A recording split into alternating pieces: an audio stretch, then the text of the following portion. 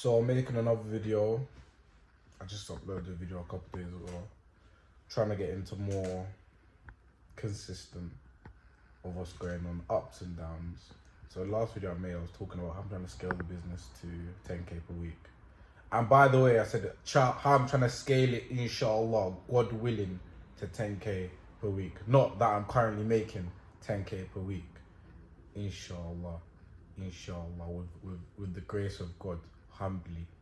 And that's the business, not my personal income. Just to throw that out as a disclaimer, I'm still a humble servant of God, building up my humble empire in this dunya. And we pray for Allah's bounty in this life and hereafter. So, what I'm going to talk about today is essentially, it's a bit of a, I don't want to say sad, but it's basically, let me just get into it. So, I'm currently in one of my apartments in Canary Wharf. And I actually have two in this building.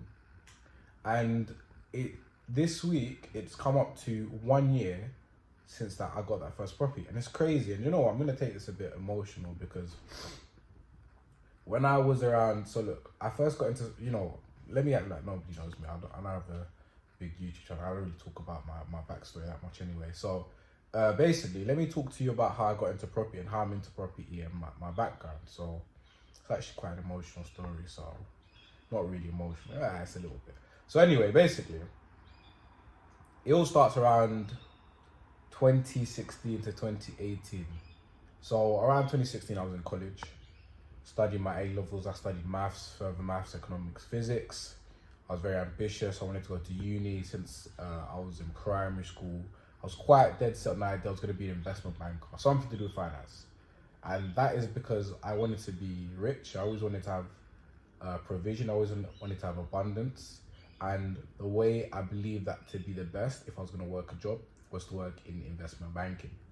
Once I got a bit older, I found out about how intense investment banking is. And I was like, maybe not investment banking, maybe market, sales, something to do with finance. And then once I get in the door, I'll see where I want to eventually place myself. That was my big plan. So 2016, my mum, I'm very connected to my mum. Me and my mum in business together, we're very, very close. So in around 2016, my mum has always been involved in property. From when I was like 10, I used to go to properties and mow the lawns. I used to do maintenance, small things. But property's always been a small part of our background. Now, got to 2016 where my mother wanted to be in a different property strategy, which didn't involve tenants. That's a whole different story as well. I don't know if I'm going to tell this right now, but that's a whole different backstory as well. But anyway, now let me tell you why not. So basically, we had some, my mom had a tenant. And this wasn't even a tenant from like the open market. This is like a friend of a friend, That's a lot, really how a lot of beginner landlords rent their properties. It's usually through a friend of a friend. Oh, they've got this property, and so I know someone needs to rent, so and so. Anyway, long story short, this tenant ended up owing my mum £10,000. Like, they stopped paying. And in this country, if you want somebody to leave the property, normally you got to serve them 2 months notice. Now, if that person decides to be difficult or quote unquote they want to play the game, then they won't leave after that 2 months notice. Then what you need to do is you need to go to court to get an action order. It might take you 2 months to get a court date. Once you get a court date, you're going back and forth. Then the court will give them, if you've got your paperwork correct, you've got everything right, they'll give them a date to leave, and that's like another 2 months. Now, if the person really wants to push it, when the court date comes, they just won't leave. They won't do anything. They won't move. Then if they don't leave at a court date, you've got to go back to court. Then you've got to go get a bailiff. Then for you to get a bailiff date, that might be another 2 months. So it's literally a 6 month minimum process if somebody decides to want to be difficult. Can be longer, can be a year. I've heard up to 18 months people have had properties, these tenants that don't leave. And if they don't pay, which they usually don't, if they're really being difficult, here's what it is. So that sum amount up to £10,000, you can imagine. I don't know if we're working class, but we're not rich by any means then. So that's a lot of money to Mr. Even today, £10,000 is a lot. And this is like 013, 014. It's a lot of money, it's a lot of money. So, you know, that was traumatizing for my mum. My mum used to work for the NHS at that time. So that was like a year's salary, to be honest. That's a lot of money. So, traumatized her, but she still liked property. So, that essentially brought her to the thought of how can I be in property but without the tenants? So, that led her to 015, 016 service accommodation, service departments, Airbnbs, basically what people know them as. And if you know about this industry, you know, 016, what are we in right now? Like 024, that's 8 years ago. People who know me, went to college with me, know I've been doing this for a long time. Before it was really popular on social media, before it was kind of commonplace, well known, before Tom, Dick and Harry used to be in it. Been doing this for a long time. 016. 016, it's a long time ago. So I was in college. I remember I helped me and my siblings, helped set up a few apartments, started doing check-ins, loads of things. That was the beginning. Now I was still in college this time, and you know my focus was get my grades, get to uni, get that job. And then I was like, alright, what I'm gonna do, I'm gonna be getting that big finance income, and I'm just gonna be able to funnel it into the property business, and we're gonna be good. So no matter what, I was always gonna have a foot in property. Maybe it was gonna be like 1 foot in, 1 foot out. 1 foot in property, 1 foot in like finance or whatever. So that was the story. So where things took a turn, as I said, I was studying maths, further maths, economics and physics. I was well to do. I went to a college, it was called the London Academy of Excellence, humbly, LAE, Stratford, big yellow building. So I applied for a few universities. I applied for Cambridge. I applied for LSE, London School of Economics. I applied for UCL, University College London. I believe I applied, Warwick, and then Birmingham. So those are my 5 applications. Now, very quickly, going through the Cambridge process, I realized this is above my pay grade and the effort I'm willing to put in. The juice is not worth the squeeze. I don't actually truly want to go to Cambridge. I think I even want a preferred Oxford. It's not that my preference means anything, but I think Cambridge's course was more pure, but I think I preferred Oxford as a university. Anyway, when I got into because it's not a joke to apply for Oxford and Cambridge. If someone gets to like, yo, you got to give them their kudos. Before you even get an interview, there's so many exams. And I was like, I don't truly, with my heart, want to go to Cambridge. I don't. So the effort that it's requiring, that's taken away from my actual exams and studying, it's not worth it. So quickly after I went through like the first, I was just like, yeah, I'm not doing it. So obviously I didn't get an offer from Cambridge. First offer I got was from Birmingham. Makes sense. It was my insurance choice, quote unquote. Can't remember what it was. Maybe it was like ABB or AAB to get into Birmingham, something like that. Then next I heard back from was Warwick. They rejected me. They rejected a lot of people in my year group. It was like statistically odd compared to what we got from the other top universities, even Oxbridge, because a lot of people from my college go to Oxbridge. I've got a lot of Oxbridge alumni in my network. A lot of us got rejected, and it's funny because the next year a lot of people in the following year got in. So our year was statistically odd. Anyway, that was that. Then the next I got an offer from was UCL. UCL gave me an offer. That was an offer of A star AAA to study economics at the University College of London. I got that offer. So I was studying maths, further maths, economics, physics. Now, my situation is funny and unique in that I did the maths A-level in year 12. Sorry, this is about property, but it's my backstory. It's quite important as to how I found myself in the situation I'm in. But anyway, I did the maths A-level in year 12, like the whole 8 modules, all of it in year 12, and I got an A, which was okay, but I always knew I needed an A star. Now, without going too much into if you never studied maths, but basically, for you to get an A star and an A, it's the same criteria except for one important differentiation. You have to get at least 360 because it's 8 modules. You have to get an average of 80 out of 100, 80% to get an A, 360. That's the minimum requirement to get an A. So I did that. But for you to get an A star, you need to get an average of 90 across the 2 modules, which is C3 and C4.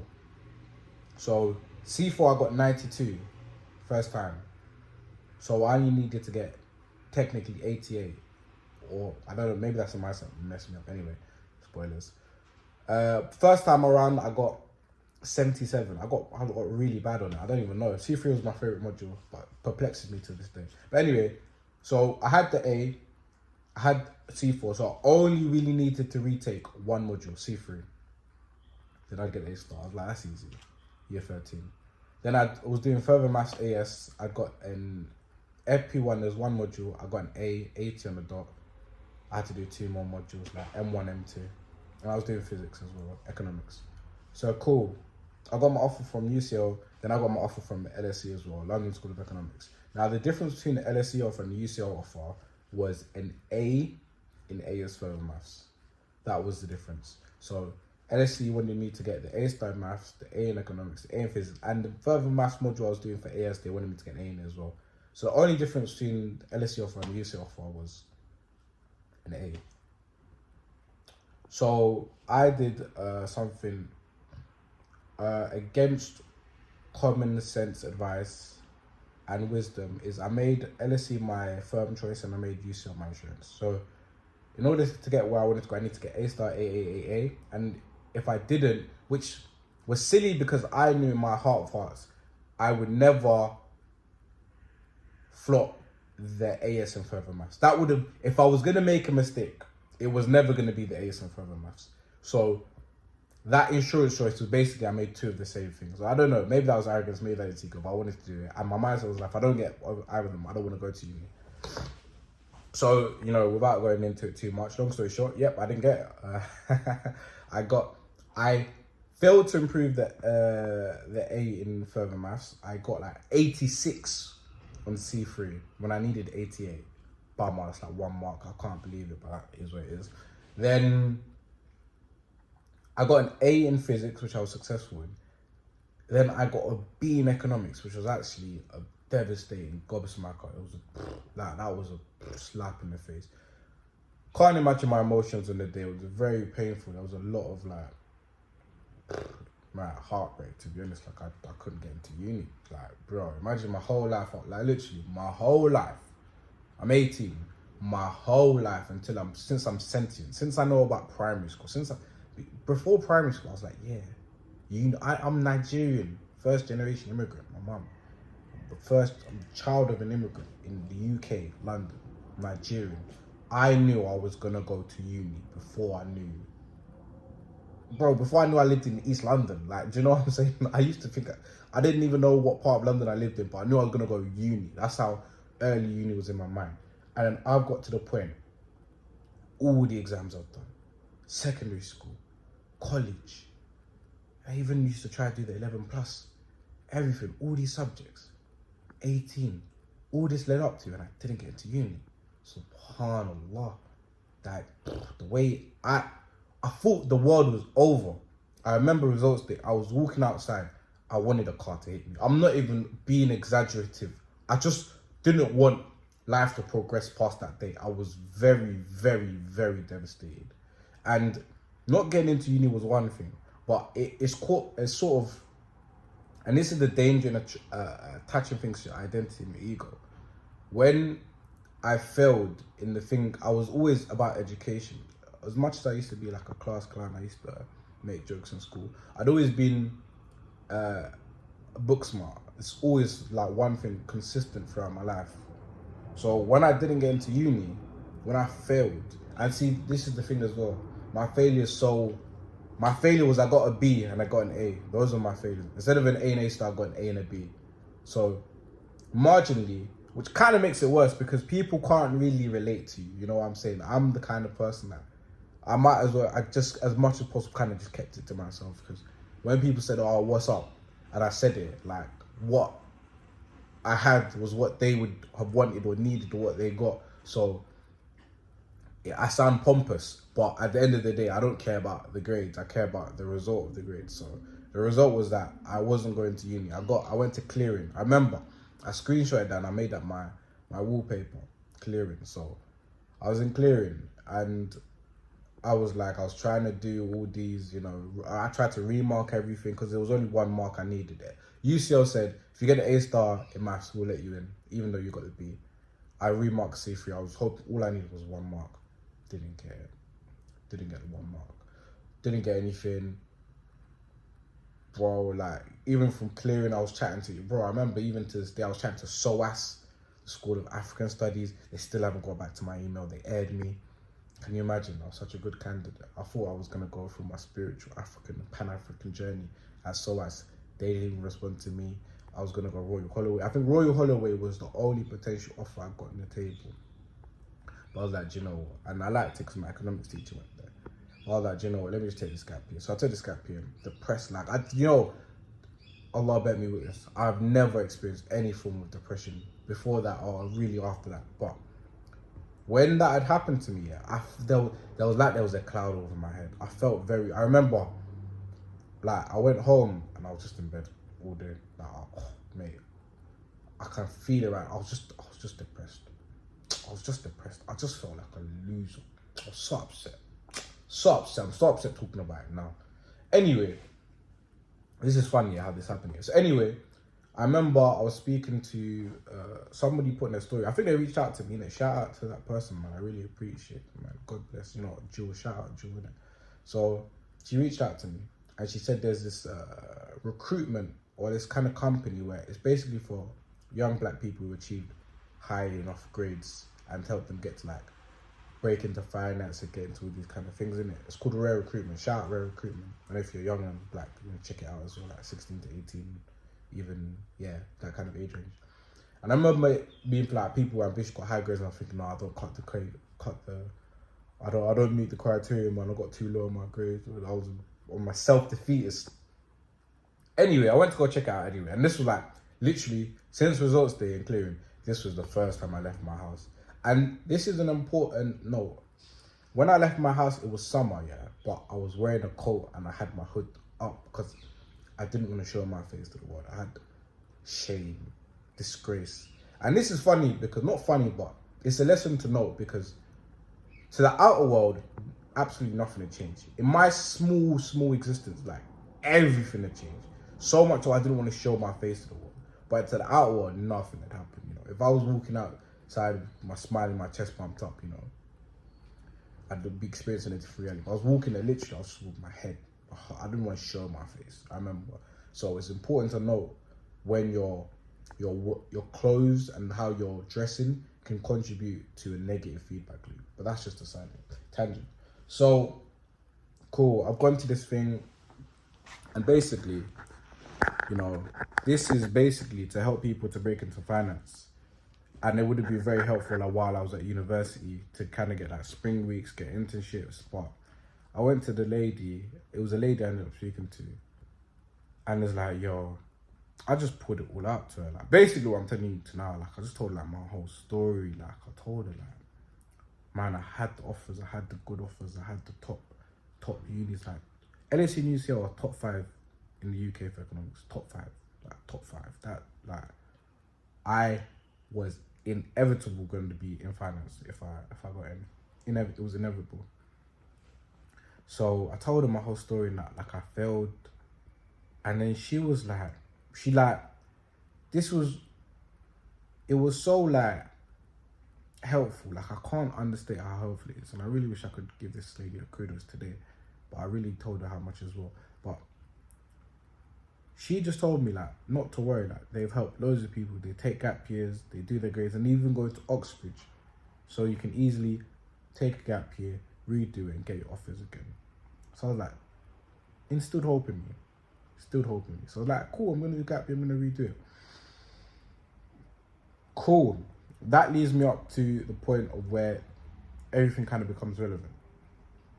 So on this gap year, I was retaking my subjects, but as I remember, the point of the story was I was involved in property.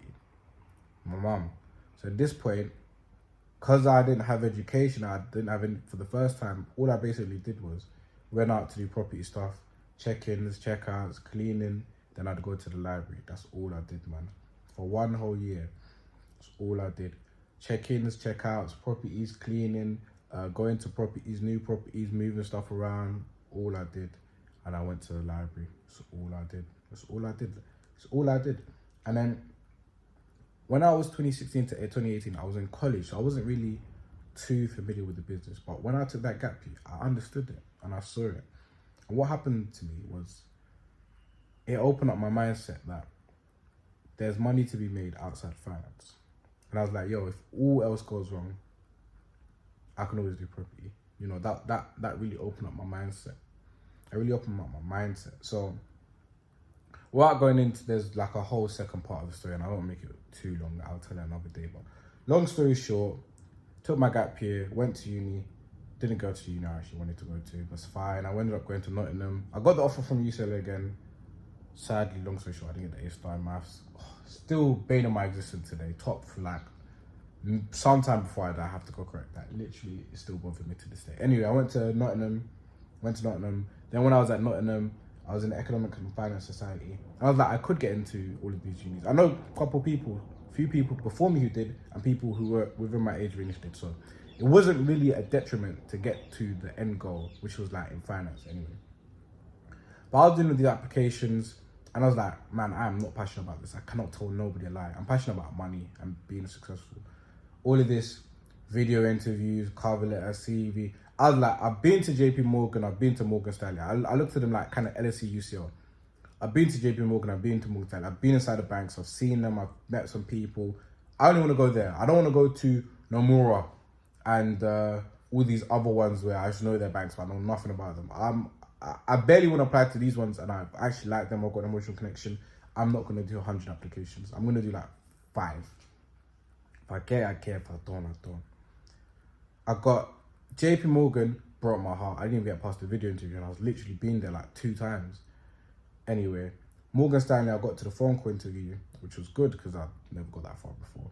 And I remember the defining point because he was basically saying this job is really intensive. And I was telling him what stuff I had going on. I was like, yeah.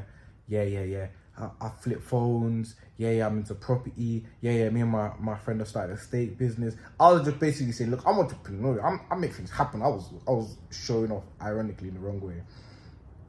And basically, he asked me a very pivotal question. I remember the time. I remember where I was. I remember the moment.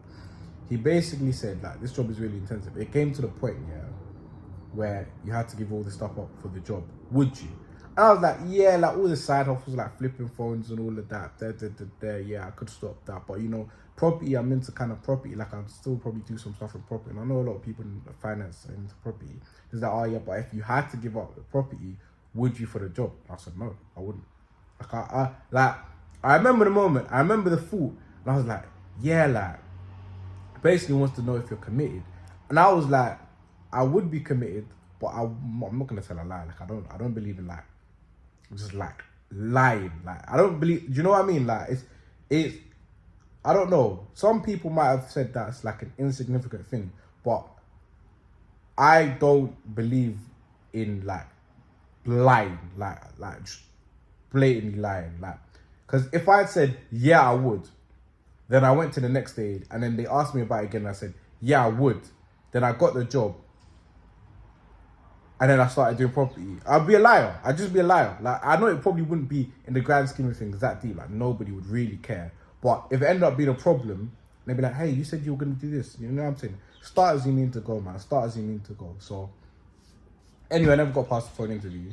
And then I was like, yeah, I'm not doing any more applications, man. I'm on freestyle mode. I am on freestyle mode. I put my faith in God. I put my faith in my Rob. Allah will guide me. Allah will protect me. We'll be successful. I'm fully into property. So once I graduated, I was like, that's it. That was like, I tried to get spring weeks. No, I didn't know about spring weeks, I think. No, yeah, I didn't do spring weeks. Tried to get summer internships, didn't get. Then, I didn't get summer internship. What I was going to do, this is a sidetrack. Singapore, I was going to do summer school in Singapore. COVID. Then, yeah, that was it. Went back to London halfway through uni. And I was like, yeah, just back into property. Ever since then. That's a long backstory to tell the story I want to tell now, so I might have to make this into a separate video. But basically, that's such a long backstory. This is a whole video. I'll make another video about this later, man. This is a whole backstory. Thanks for watching.